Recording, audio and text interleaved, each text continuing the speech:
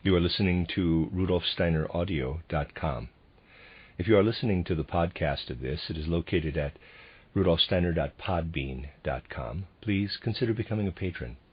As well, there are two publishing houses, SteinerBooks.org in America and RudolfSteinerPress.com in England, who are the sole publishers of Steiner into English and have given me permission to do these recordings. Please consider patronizing them as well. This is a reading of a collection of lectures by Rudolf Steiner entitled Cosmosophy, Volume 2. This is Lecture 1, given in Dornach on the 21st of October, 1921. Today we'll give some consideration to the way human beings relate to the world in body, soul, and spirit.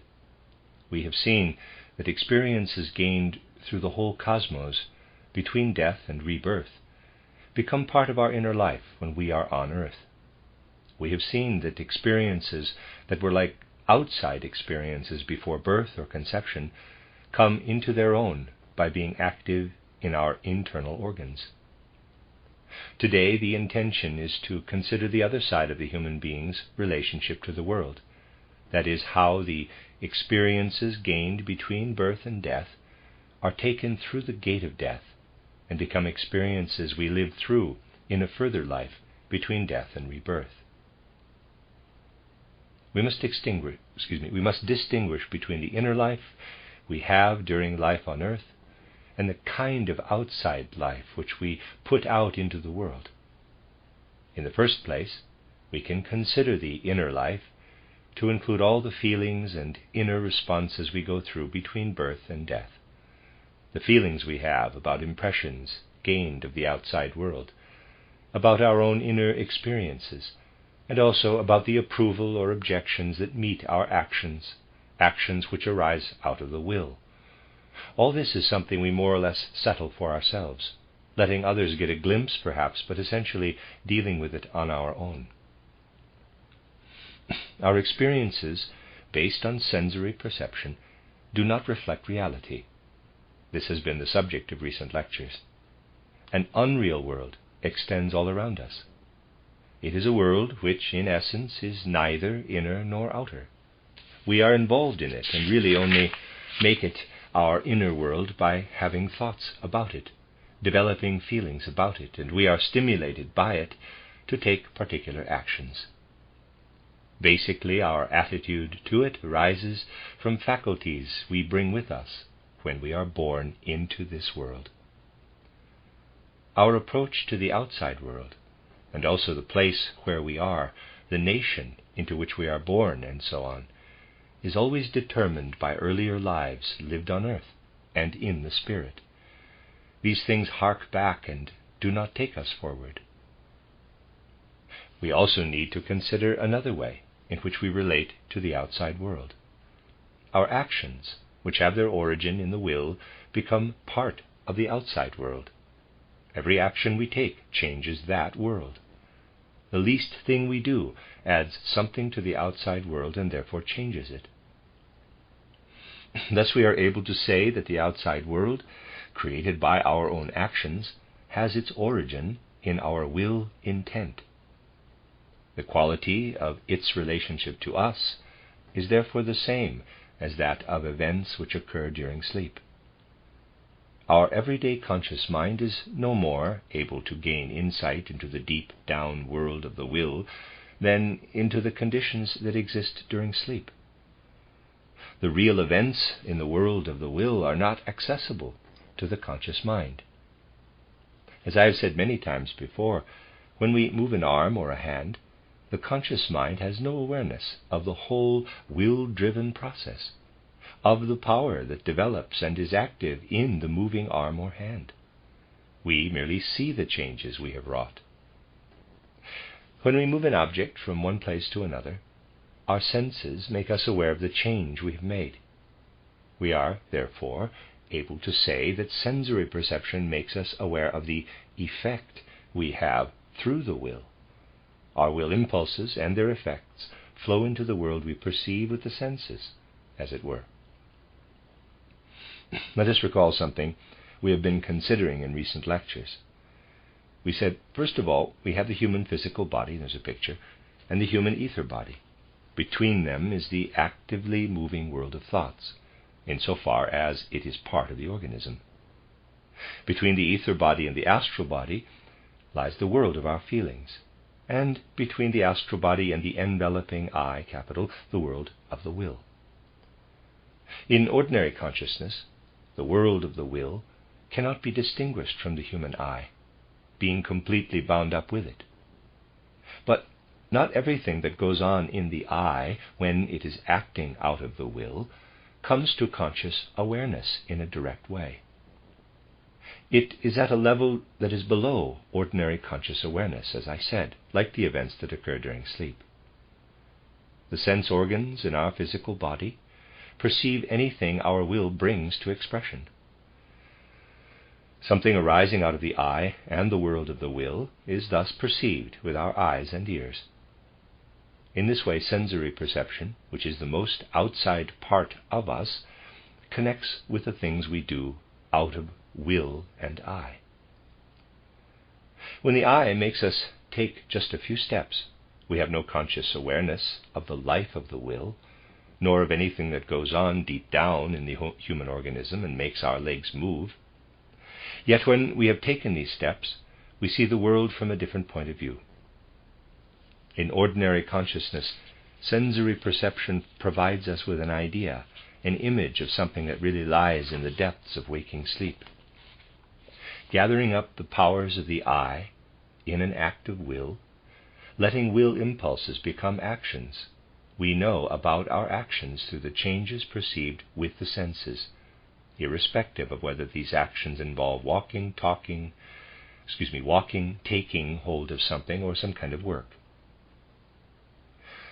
It is important to realize that through the will we really belong to the world which the senses perceive around us. This is something to remember. In our will we belong to the outside world. Developing ideas about anything we observe concerning the way the will comes to expression will not help us to enter into our true inner nature. Despite the fact that the will flows from the deepest part of the inner life, doing so continues to be an external process for the conscious mind, or rather a sum of such processes in the body. In the inner life, we have first of all the whole mobile world of thoughts. In outer terms, and of no real interest in the present context, its life consists in bringing some degree of logic and order into the things perceived through the senses. We classify objects, putting plants or animals that are similar to each other into the same class, and we look for other laws of nature. It is part of the body of knowledge, which is common to all humanity, but it is not really part of our inner life.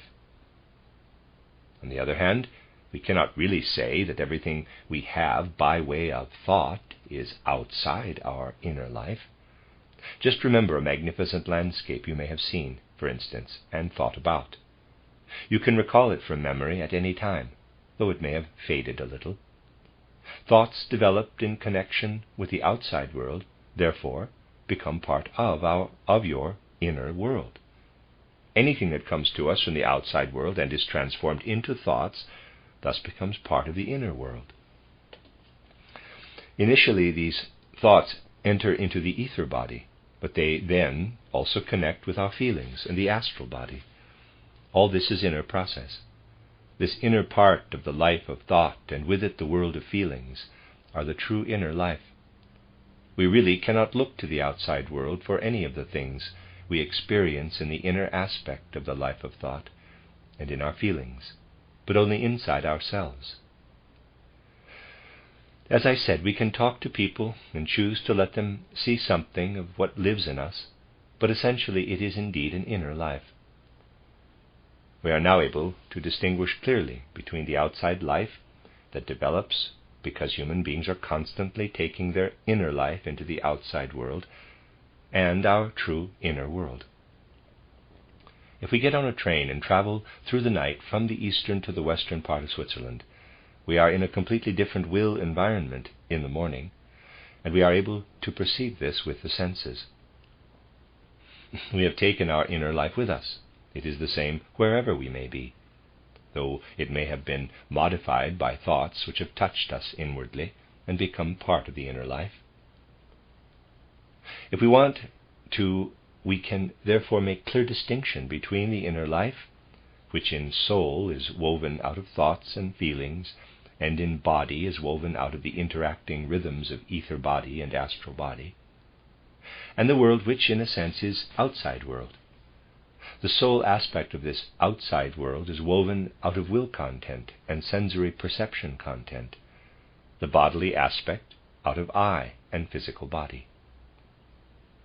For we take our physical body with us and observe it, and it enters into a different situation in the environment. We can distinguish between inner and outer in the way I have just shown. This is most important when we come to consider the life which human beings take with them through the gate of death. Putting it briefly, the relationship of inner to outer after death is like this. The outer becomes inner, the inner becomes outer. That is the tremendous change which comes with death. The outer becomes inner. We can bring to mind the way the inner life of the soul is made up of interweaving thoughts and feelings, and that this is what we mean when we say I. After death, everything our senses have perceived with regard to our actions becomes our inner life, which is then gathered in a point, or better, a sphere. A view of everything we have done on earth. We take with us through death our whole life on earth, like an inner memory, and this becomes our inner life. There has been a complete reversal. Everything the senses previously perceived to be our actions outside us will then be our inner life. Now we live in our inner responses and feelings. Then we'll live in our actions, which will have become our inner life. So, if you have done a kindness to someone, or you have done something bad, after death you yourself will actually be the good and bad things you have done. You mustn't be abstract about this and imagine some vague I slipping through death and then being something else or a bit different. No, we ourselves will be our past actions in every detail. We shall be every one of our actions and experiences and call all of this I. The inner, on the other hand, will become the outer. The whole world of our thoughts and feelings becomes something outside us. Here and now we have the sun and the clouds around us, or the starry heavens and their movements during the night. After death, our present thoughts and inner responses will be our external environment. Things that are in our innermost heart will become part of the outside world after death and appear in mighty images. The heavens, where now the sun is shining, will then be shining with the inner life that we have here and now. This may be described in more detail as follows. I said that we shall feel our actions to be like a sphere that is our inner life. We'll be going through everything we achieved on earth over and over again, following every path that we took before. After death, then, we are something which experiences its own actions as a sphere that is growing bigger and bigger, and there's a diagram. It will always look back to the earth. Now we look out into space to see the stars and the sun. Then we'll be looking back to the earth. And the earth will be surrounded by the images of what used to be our inner life. Not that we'd experience our inner world as mere Maya.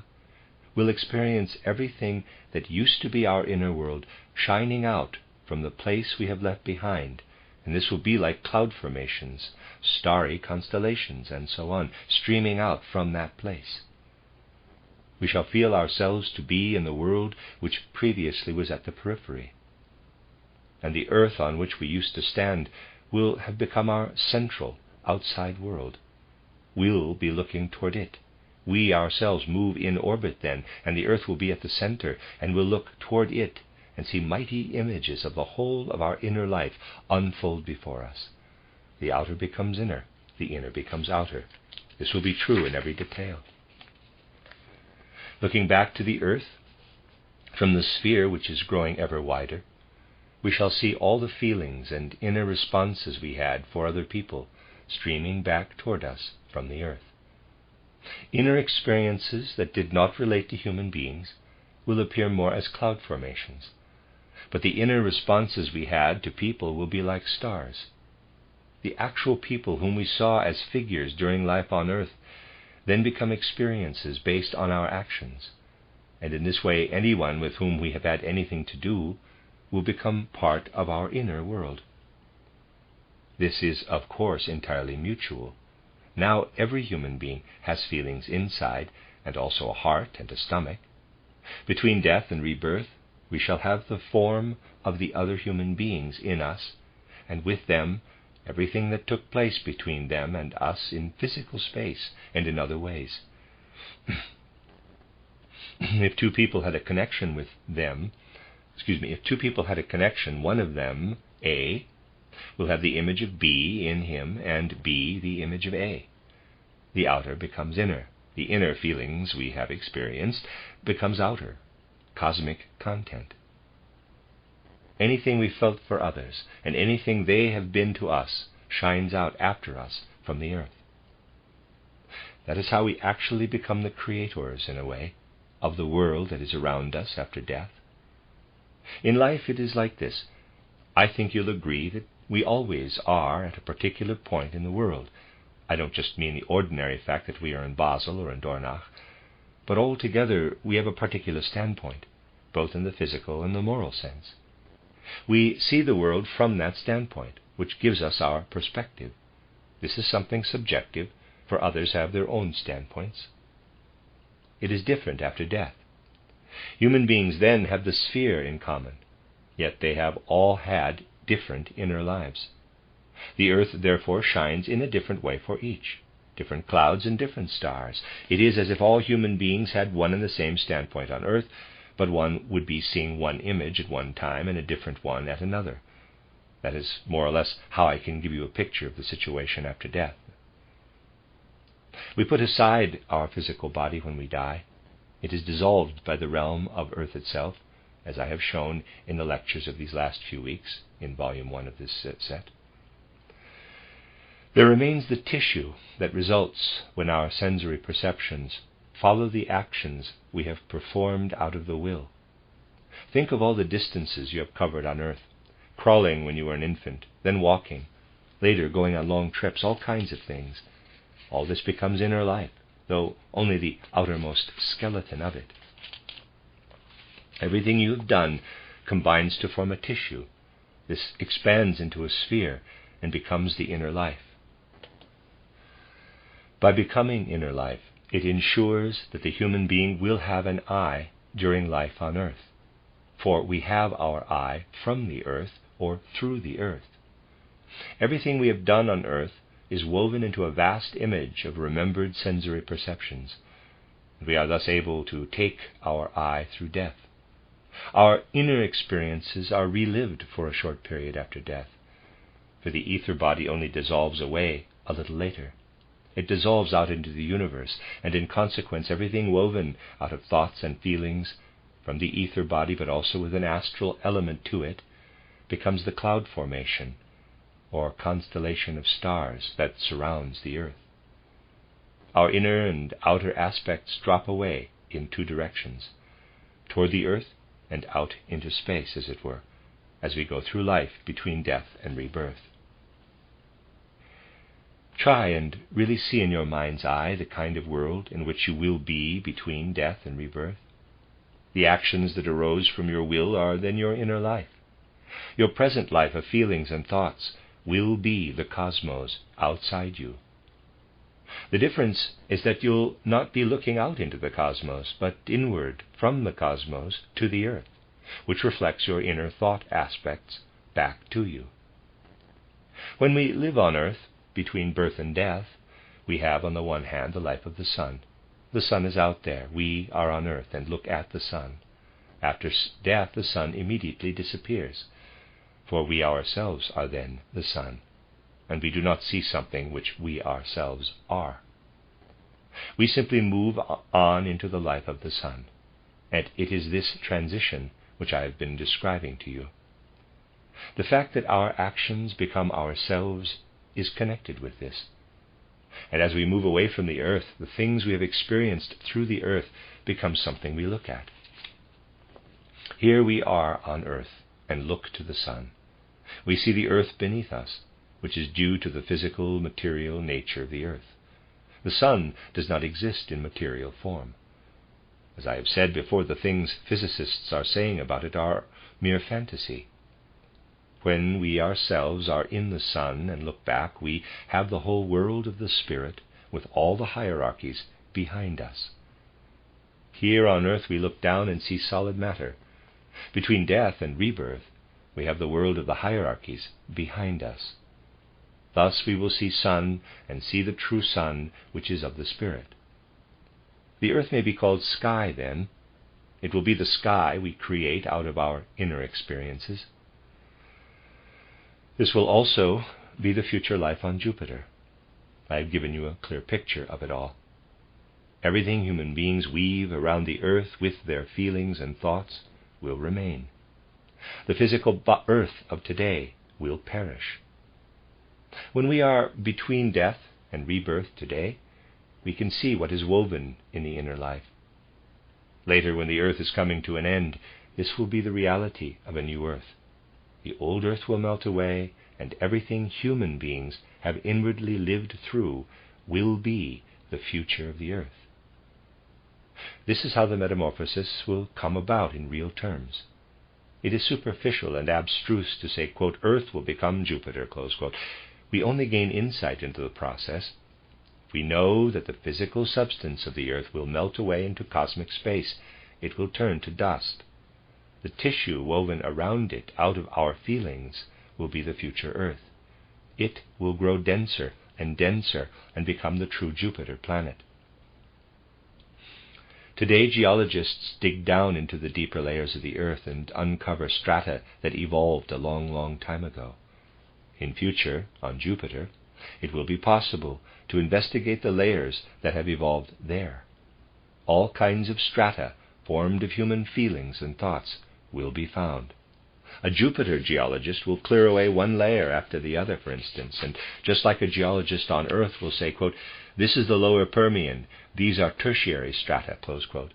So our Jupiter geologist will say, quote, here is a layer going back to the early 20th century, as they called it on Earth. It is the layer produced by the thoughts and feelings of all the racketeers who lived almost everywhere on Earth then, close quote. Just as we speak of the Silurian system today, for instance, they will be able to speak of the racketeer system in time to come. There will be other layers as well, of course, and these things are absolutely real. We are not permitted to let our inner experiences pass away. They are world in the becoming.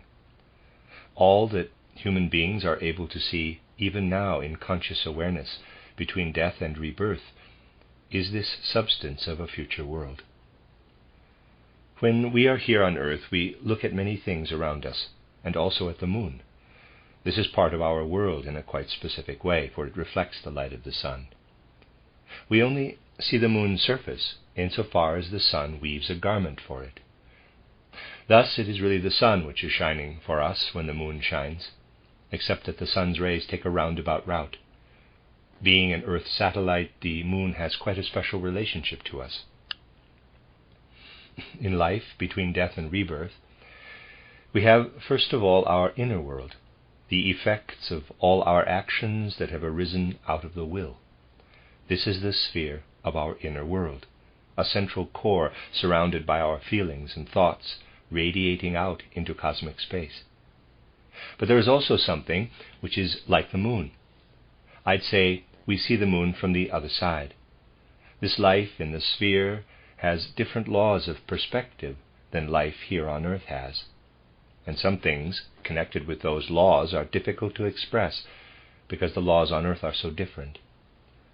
Between death and rebirth, we are, in a sense, not outside the moon, but inside it. We always have a certain connection with the moon and are inside it, as it were. Here on earth we always see the reflected sunlight. Between death and rebirth we always see the inside of the moon. The different perspective can perhaps be more clearly understood if I put it like this. There's drawings. Let us assume this is the Earth. The moon orbits around it. For the situation we have after death, of course, we have to consider not just this spherical body, but the whole sphere in which the moon orbits. We perceive this from inside. At first we move away from the Earth within this sphere, remaining within it for a long time, here and so on. Later, we come to be outside the moon's sphere, however, and then of course we cannot see it from inside. But we do not see it from the outside either. It ceases to be visible or perceptible for us, but remains as a memory. Moving out of the moon's sphere, we see a vision on its inner wall. The memories we retain of this, we retain as the effects an earlier life on Earth has had on our later life on Earth. This moon actually preserves the events of one life on Earth as something that comes into effect in a later life on Earth. The way the contents of one life on Earth live on from one Earth life into those that follow is connected with the moon and the whole of its mystery within the cosmos. When we are on the Earth and look out into cosmic space, we have one particular view. It is the view we have between birth and death. Between death and rebirth, we have a different view, for we are inside the sphere and look back to the central core. We then have a world that, in a sense, is the opposite of our present world. Yet the things which the moon preserves, concentrates and so on, are carried through both worlds. In its own way, the moon is a heavenly body that is immensely important to us, for it mediates between different lives on Earth. It is not, of course, the cinder we see as a shining light when we are here on Earth, but the moon in the full mystery of its cosmic reality. You see, the way in which the life of an individual human being unites with the life of the whole cosmos. When we are here, between birth and death, we see in a sense what is left over from earlier worlds, from the Saturn, Sun and Moon phases of Earth existence. We see it surrounded with the glory of the phenomena that are all around us. All this points more or less to the past, but everything we bear inside us and everything we ourselves do here on Earth points to the future. In a sense, we already see this future casting its reflection on the present as we go through the experiences between death and rebirth, where the inner becomes outer and the outer becomes inner. If you take the full meaning of what I've been saying here in recent weeks about the way human beings carry their life between death and rebirth into this life on Earth, you'll find that it is really very similar. I told you that anything we experience outwardly, with regard to the outer cosmos, all the way to the constellations of the planets, reappears in our internal organization, whilst everything that was then our inner life has become outer life. After death we have a similar situation. The outside world, created out of ourselves, becomes our inner part. Our inner experiences, gained from the environment, or as I said, as satisfaction or self-reproach in response to our actions, are an inner world which then becomes outside world, like a firmament that looks out toward us from the center, out into cosmic space.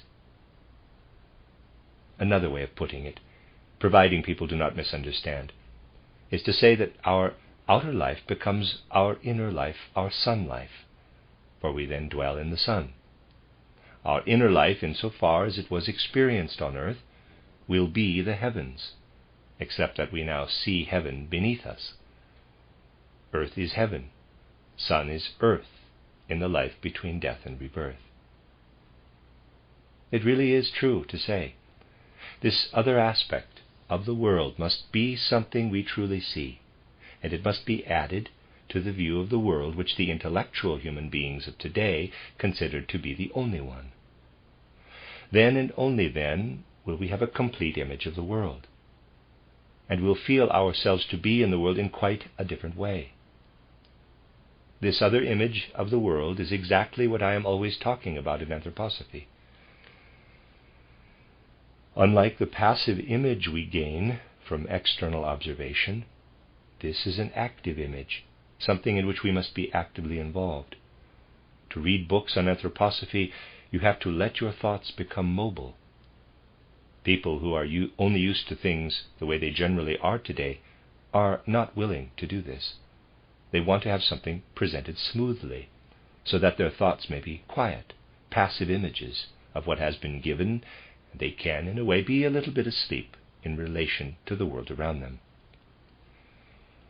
In life between birth and death, human beings have a physical body, ether body, astral body, and I. The I may be called the highest principle here on earth. When we go to live on the sun after death, the I is really the lowest principle.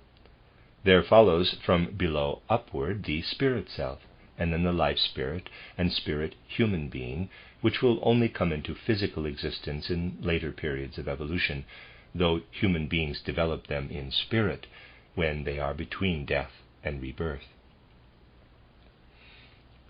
It is in fact the spirit self which radiates into cosmic space as an image of earth. The I lives in the sun, and the light of the spirit self is reflected by the earth. The other elements are higher ones that come to human beings from the cosmos, and to begin with have nothing to do with their inner life. The light that shines out toward human beings will appear in a new life and become life spirit. Into the actions of the human being enters a high spiritual substantiality, shivering through them, the spirit human being. This is something given and received from the cosmos when we are out there. When we come down to earth at birth, we receive our physical and ether bodies. When we have gone to the gate of death, we receive our life spirit and spirit human being. They are given to us as garments. But the I we shall have will be truly our own. I have given you an outline of this. And the spirit self which shines out from the earth truly is a finely woven planetary existence between death and rebirth, something that is like a transformed earth for us, on which we look back, and on which we continue to weave from life to life. When the earth will have come to the end of its present development, human beings will go on with it to Jupiter. Thanks to the substance we have woven, we shall be able to develop a physical spirit self on Jupiter, having laid the foundations for this through our own inner activity during life on earth. This is truly the way evolution proceeds. You see, we need not put words together in an outer sense, earth existence, Jupiter existence, and describe these things in an external abstract way. For if we grasp the human being as a whole, it is perfectly possible to describe the transition from one to the other. We have to be able to develop the ideas that enable us to grasp visions like this. Our feelings and thoughts spreading out inside us shine out from the earth like planets and stars into the cosmos, where we then live. Or this, the people with whom we have been connected will then be carried inside us. Human life is complex. People who want to stake out a few ideas and develop a whole philosophy of life on that basis have little perception of the real situation. This can only be developed if we consider the whole of life. Yet even the life of the smallest beetle is highly complex, and it would be quite wrong to imagine that the life of the macrocosm, to which the human being relates as microcosm, is such that we can grasp it with a few simple ideas. We'll continue with this tomorrow. The end of Lecture 1.